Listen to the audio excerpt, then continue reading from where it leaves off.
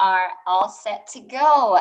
Natalie, thank you so much for joining this teacher speaker series. Super glad to have you on. Thank you. Thank you. I'm excited to be here. Awesome. I'm really excited to talk with you just about your teaching experience in general. You had shared some insights that I'm excited for you to share on here as well. And then also just get your thoughts on, the previous school year and the school year coming up too. Yeah. So we can go ahead and start it with just a little bit about yourself, your background, and then why you're passionate about teaching. Yeah. Okay, so yes, my name is Natalie Yancey, and I just finished up my 5th year of teaching, and I've predominantly taught in the Kansas City area. I taught 3rd grade for 3 years, and then I just finished my 2nd year with 2nd grade. And I'm currently teaching at the Guadalupe Center Elementary School, which is a charter school in the Kansas City, Missouri area. Awesome. Was it really different between like the 2nd and 3rd? Yes, surprisingly. You would think since they're back to back and there's only like a year age difference that there would be more similarities, and there definitely are. They're still really engaged in school, and they're very, especially in 2nd grade, they're very excited to be at school still and a little bit more engaged. But the content is pretty different, from a teacher's point of view. And so that's been just like fun to navigate the differences in content and figuring out like what I like to focus on, and and how I can like make things a little more engaging for kids is always kind of challenging. So it's been good. It's different for sure. Yeah, which leads to my next question actually, which is, tell us a little bit about your class makeup in terms of, ages and learning styles, that sort of thing. Yeah, definitely. So like I said, I teach 2nd grade. So my kids are 7 and 8 years old. Though I did have a student who came in as a 6-year-old, which was interesting. And I also had a kid who came in as an 8-year-old. And so they were almost like 2 years apart, which was funny because they just, got that cut off. Since I work at the Guadalupe Center, one of the reasons that the Guadalupe Center came about was to basically be more intentional with the Hispanic population of Kansas City. So a lot of our students are Hispanic from Central America. A lot of them are from Mexico, or parents are from Mexico, or grandparents are from Mexico. So there are some misconceptions with my school. Some people ask me, like, do you guys, do all of your teaching in Spanish, and do you have to know Spanish to go to your school? And that is not true. You do not have to be bilingual to teach at our school. And also we teach in English. And also the students do not have to be Hispanic, Latino. They can, any student is welcome at our school. It is technically, though it's a charter school, it has kind of a public sort of like entrance, like anybody in that specific area is able to come to the school. So yeah, very nice. Yeah. And then, so this past year, what was it, in person, remote? Was it split between first semester and then the spring semester? How did that go? Great question. So this year was honestly kind of a roller coaster as far as platforms go. So we started out virtually, and then we moved to in-person. Then we went back to virtual, and then we went back to in-person. We offered a virtual option the entire year, but some of the teachers didn't, some of the teachers stayed virtual the whole year, but other teachers, we needed to go back with the students who opted to come back to school. So I was one of the teachers who opted and said, I don't want to teach virtually all year. I want to be able to go back. So it was just a little bit of a crazy school year, just because our rosters changed almost 4 times. And then also just with, the changing of platforms, there comes a lot of logistical problems too with that, and just conflicts and working things out. So yeah, it was a little bit of a roller coaster this year. So I had a little bit of everything. Oh, wow. That is probably very challenging, trying to navigate all the different types of learning environments. Also, thank you for doing that. Teachers have been just so incredible in general, but this past year especially is taking on so much. Yeah, well, thank you. You're welcome. Thank you for doing what you're doing. So for the past school year, what would you say were some one, you've kind of talked a little bit about your experience, but if you have anything to add there, but what were some major learnings for you, you would say, like as you navigated that whole world? So reflecting on this last year, I will say that obviously it was challenging in a lot of ways. In some ways, it was also very eye-opening, definitely moments of frustration, and also in a way a little bit refreshing. And I'll get into that in a second. But I would say that with all that being said, a lot of takeaways that really came for me were just how important one, student relationships are within the classroom, and also how important consistent academic instruction is in regards also to relationship. But I think this year really highlighted for me how important it is to be consistent, not only in my instruction, but my attendance and also how I manage my students. And so, not to say we didn't know these things before going into this year, but I would just say, like, reflecting, those things just stood out to me more, just the importance of consistency and kind of like what I was saying, relationships with students, because this year was really hard to cultivate relationships, especially at my school when we were changing learning platforms, pretty frequently. And so those are the things that definitely stand out to me as kind of being a learning opportunity of this last year. Yeah, super interested in, you did say, part of it was refreshing. So would love for you to kind Oh, of talk to I forgot about that. I'm new to the whole interview thing, so circle back around.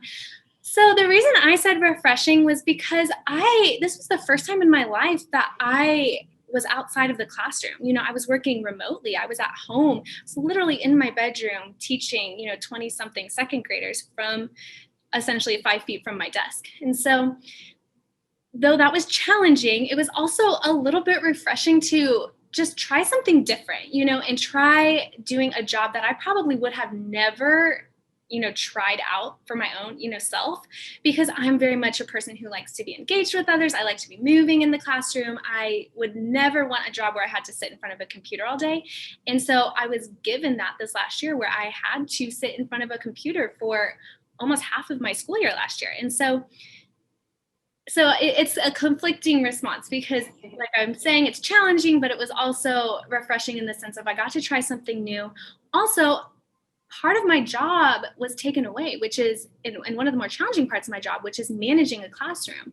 I didn't have to manage a classroom when I was on Zoom. I mean, all I would say is, hey guys, it's time to stop talking. And if they didn't, I would just mute them. You can do that in real life. And so yeah, it was definitely, it was nice to just be able to focus on other aspects of my job and then not have to so much worry about behavior issues, I guess. So maybe that's why I say refreshing, in the sense of just seeing my job from a new perspective. that makes sense. Yeah. Oh, that's awesome. So my next question, and you had talked about this once, about sort of looking ahead the next school year and the challenges that are awaiting both educators and students, and things that we need to be like aware of and paying attention to, and would love for you to share that, because I think when I first heard it from you, I was like, wow, I never thought of it that way, but this is something we all need to be preparing for. Right. I know exactly what you're talking about. So towards the end of the year, this last year, my coworkers and I were just talking about preparing for this upcoming school year. And I can't take credit for this idea all the way, because my coworker is the one who kind of brought up this idea of, we're teaching second grade, and the students who are coming in this school year have experienced COVID for the majority of their educational life. They started in kindergarten with COVID. So the first time that we withdrew students because of COVID was of March 2019. Correct me if I'm wrong. And that was the kindergarten year for these. Or March 2020, right? March 2020. I knew I was going to say that year wrong. March 2020. So March 2020 was the time where we withdrew students. And for me, as a second grade teacher, those kids who are upcoming into second grade this year were in kindergarten. So they lost essentially 3 months of, consistent instruction. Now, you move into their first grade year where a lot of their parents opted for virtual learning the entire year. I mentioned that my school offered that as an option.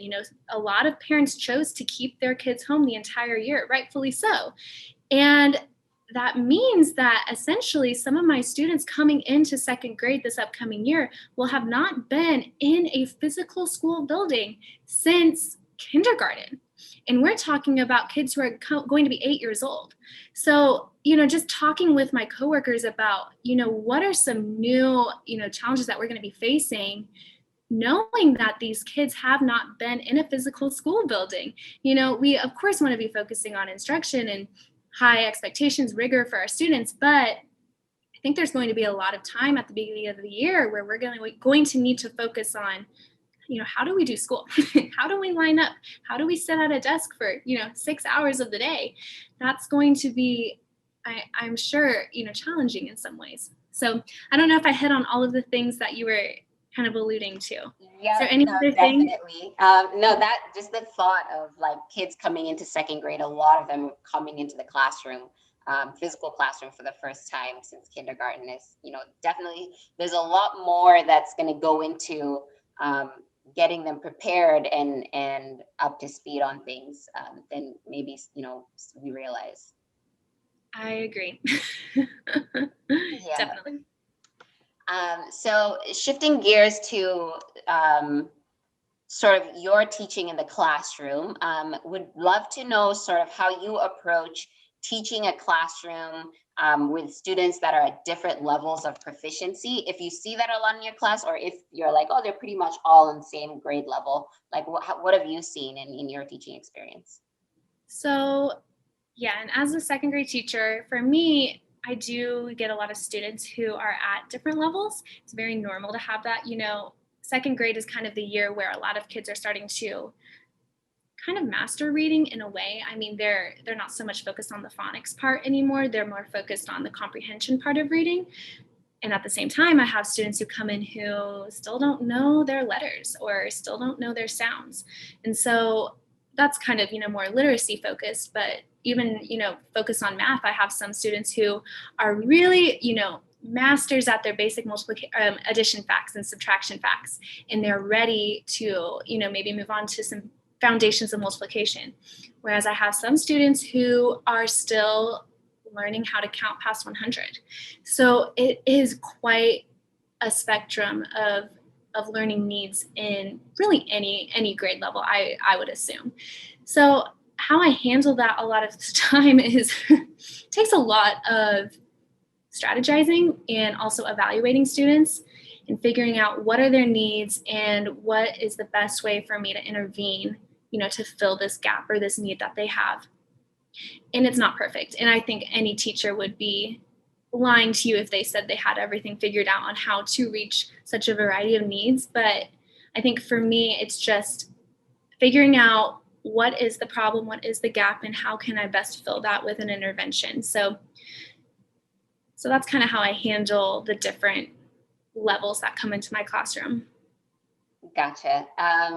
That's really helpful. So super excited because this past spring you were part of the research study that we did with Boddle and Guadalupe, and the insights from that have been so incredibly helpful to our team. And this summer is like, we're just grinding down and like, what do we need to get ready for next school year based on all the learnings? But we also got a lot of great feedback on the things that are working, because we wanted this to be something that's beneficial for students throughout the research study as well, and for teachers.